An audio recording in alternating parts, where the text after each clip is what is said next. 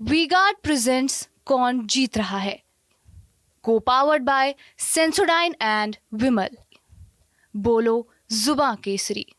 एक झगड़ा है जो लोकसभा चुनाव के पहले से चला आ रहा है और लोकसभा चुनाव खत्म हो गए हैं, मंत्रिमंडल विस्तार हो गया, सब कुछ हो गया है, मगर वो झगड़ा खत्म होने का नाम नहीं ले रहा है। संजीव बालियान और संगीत सोम का। संजीव बालियान मुजफ्फरनगर से प्रत्याशी थे बीजेपी के, चुनाव हार गए हैं, मंत्री भी थे, और जो उनका वाद विवाद चला आ रहा था संगीत सोम का, जो ठाकुर वर्सेस जाट पॉलिटिक्स चली आ रही थी, जो राजपूतों की नाराजगी चली आ रही थी, उसका असर चुनाव में भी दिखा और वो नाराजगी और वो झगड़ा अभी भी जारी है। पंकज जी कैसे देख रहे हैं इसको? पार्टी क्या सोच रही है इस बारे में? क्या इसका अंत होना है? सौरभ जी, मैं हैरान हूं कि आखिर पार्टी इस पे कोई स्टैंड क्यों नहीं ले रही। भाई, घर का झगड़ा घर के अंदर रहता, पार्टी के अंदर रहता तो चलो बात समझ में आती। ये तो अब मतलब मारपीट नहीं हो रही, बाद बाकी सब कुछ हो रहा है। और ये लोकसभा चुनाव जब चल रहा था तब से, और जब चुनाव खत्म हो गया है, यहाँ प्रधानमंत्री नरेंद्र मोदी कह रहे हैं कि भाई सबको 100 दिन का एजेंडा, 2047 तक की बात, बीजेपी के लोगों को हार से सबक सीखनी चाहिए। मतलब जो अच्छा परफॉर्मेंस नहीं रहा, पार्टी के दूसरे नेता कह रहे हैं, और यहाँ तो कुछ और ही चल रहा है। आज इस बारे में हमने संगीत सोम से ही बात की। जब मेरे पास ये जानकारी आई कि दोपहर 1 बजे प्रेस कॉन्फ्रेंस कर रहा है, मैंने उनसे फोन किया और कहा कि भाई क्या है ये सब। तो बोले हम क्या कर रहे हैं, क्रिया की प्रतिक्रिया तो होगी ही। मैंने ये क्या है भाई बताइए। तो उन्होंने कहा मैं तो कभी शुरुआत नहीं किया। सबसे पहले संजीव बालियान ने हमारे बारे में बोला था कि वो विकास की राजनीति करते हैं, मैं विनाश की राजनीति करता हूं। तो भाई मुझे जवाब देना था तो मैंने दे दिया। फिर उन्होंने बात कही है कि भाई शिखंडी ने मुझे चुनाव हरवा दिया, मुझे शिखंडी कहेंगे, मेरा नाम कहेंगे तो मैं बोलूंगा ही। भाई उन्होंने कहा कि सरधना जो विधानसभा क्षेत्र जहां से वो चुनाव हार गए, उन्होंने कहा कि जब मैं चुनाव हारा तब तो मैंने संजीव बालियान के खिलाफ कोई प्रेस कॉन्फ्रेंस नहीं किया, नहीं कहा कि उन्होंने हराया है। मैंने कहा लोग बताते तो हैं कि आप कहते रहते। बोला किसने कहा, हमारा कोई बाइट दिखा दीजिए, मेरा कोई वीडियो दे दीजिए। पर उनके तो मैं ऐसे कई सारे वीडियो दे दूंगा जिसमें ऐसा कह रहे हैं। शुरुआत उन्होंने की है, उन्होंने मेरे बारे में कल कहा तो आज मैं प्रेस कॉन्फ्रेंस करूंगा। मैंने कहा इसका कोई अंत है? ये दोनों हाथ से ताली बजती रहेगी, लोग हंसते रहेंगे कि भाई पार्टी के अंदर क्या झगड़ा चल रहा है। और वाकई में मुजफ्फरनगर में संजीव बालियान की हार हो गई, और ये बड़ा चौंकाने वाला है। जी। 2019 में याद करिए Saurabh ji, Samajwadi party, BSP, RLD तीनों का गठबंधन था। सामने में चौधरी अजीत सिंह जैसे बड़े नेता थे जी। और उनको संजीव बालियान ने हरा दिया। अब की बार उनके सामने एक जाट नेता थे, हरेंद्र मल्लिक, समाजवादी पार्टी की। और ये कहा जाता है कि भाई समाजवादी पार्टी का पश्चिम में उनका अपना बेस वोट मुसलमान के अलावा क्या है भाई, यादव तो उस साइड में ज्यादा है नहीं।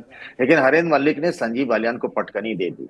अब उसके बारे में तमाम तरह की चीजें कही जा रही है। संजीव बालियान को ये लगता है, जो मोदी सरकार में मंत्री भी रहे, जाट नेता है, चर्चित चेहरे हैं, उनकी हार।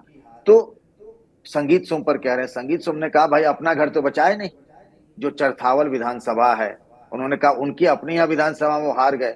हमने तो, उनका ये कहना है, सरधना जहां से चुनाव जीती, का विधायक भी बने थे, बाद में हार भी गए। अतुल प्रधान वहां से भी विधायक। उन्होंने कहा 80,000 दोनों पार्टियों को मिला, यानी समाजवादी पार्टी को भी और बीजेपी को। तो बोला हमने कैसे हरा दिया भाई, हमने तो उनको वहां बराबरी पर छोड़ा, आप अपने इलाके में हार गए। अब बात सिर्फ घर के अंदर ही नहीं रही, मुझे लगता है इसमें एंगल कुछ और भी है। इन दोनों के रिश्ते 36 कह रहे हैं, किसी से छिपी नहीं है ये बात। जी। बहुत सारी बातें कहने लगे। अभी मुझे पता लगा प्रेस कॉन्फ्रेंस में तो उन्होंने ये भी कह दिया कि आरएलडी से गठबंधन का कोई फायदा नहीं हुआ। मतलब अच्छा। आरएलडी को 2 सीटें मिली, वो अपनी सीटें जीत गए, और हमें इसका कोई फायदा नहीं। वो इशारों इशारों में ये कह रहे हैं कि आरएलडी से अगर फायदा होता है तो संजीव बालियान क्यों हार जाते हैं। इसका मतलब ये समझिए, वो बिना कहे कह ये रहे हैं कि भाई ठाकुरों ने वोट दिया, मैं सरधना का हूं, वहां बराबरी पर छूटे। आप जिस बिरादरी के हो, जाट, तो आरएलडी के साथ मिल गए तो भी आपका कल्याण नहीं हुआ। मतलब आपकी बिरादरी के लोगों ने ही आपको ठेंगा दिखा दिया, आप उनकी वजह से हारे हैं। आप जाओ वहां, जाओ और वहां बात करो। ये एक तीर से संजीव बालियान के खिलाफ संगीत सोम कई निशाने साध रहे हैं। और अगर इस पर कंट्रोल नहीं किया गया, अगर ये मामला नहीं थमा, अभी तो ये मुजफ्फरनगर का झगड़ा है, आप भी खूब घूमे हैं चुनाव में, आप जानते जी। हैं अभी कई जगहों पर नीचे दबा हुआ है, पर लोगों का हौसला बढ़ता है। वो देख रहे होंगे भाई संजीव बालियान भी बोल रहे हैं, जी। पार्टी ने उनको भी नहीं रोका। संगीत सोम भी बोल रहे हैं, पार्टी जो डिसिप्लिन पार्टी, मतलब प्रधानमंत्री नरेंद्र मोदी, अमित शाह के युग में कहा जाता है कि यहाँ कोई कुछ कह नहीं सकता, मतलब किसी को भी पता मतलब मैं सुनिए तो एक कहानी बता रहा हूँ आपको। जी। कमलेश पासवान को कल मैंने 10:30 बजे फोन किया कि भाई साहब आप मंत्री बन रहे हैं, फोन आ गया? बोले नहीं, कोई फोन तो आया नहीं है। कहा यार मुझे जो आदमी ने बताया, जो वहां बैठा था, जिसको जानकारी थी, बोले कि इनको तो फोन आ गया है। कल जब मुलाकात हुई, हमने कहा भाई आपने हमको क्यों ऐसा कहा कि भाई फोन नहीं आया, आपको तो फोन आ चुका था। अब बोले हम कैसे बता सकते हैं, हम बीजेपी में हैं, फोन तो साढ़े 8 बजे सवेरे ही आ गया था। तो ये तो अरे, वैसी पार्टी है कि आप अपनी खुशी भी नहीं बता सकते जब तक आधिकारिक ना हो जाए। ये तो समझिए जी हम पत्रकारों के लिए कितनी चुनौती। कल तो वो टी पार्टी का जो प्रधानमंत्री का वीडियो था वो आ गया था, वरना किसी को पता होता कि कौन मंत्री बन रहा है या नहीं बन रहा। हम लोग उसी जी वीडियो में से बिल्कुल। चेहरे तलाश तलाश कर पता की कि कौन कौन मंत्री बन रहा है। आप भी देखे होंगे, कीर्तिवर्धन जी सिंह उसमें नहीं थे तो पता ही नहीं था, वो तो उनकी चिट्ठी आ गई तो पता चला।